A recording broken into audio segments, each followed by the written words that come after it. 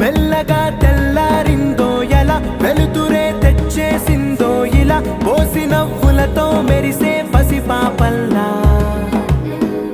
చేదతో బావులలో గలగల, చెరువులో బాతుల ఈతల కళ, చేదుగా ఉన్న వేపను నమిలే వేళ.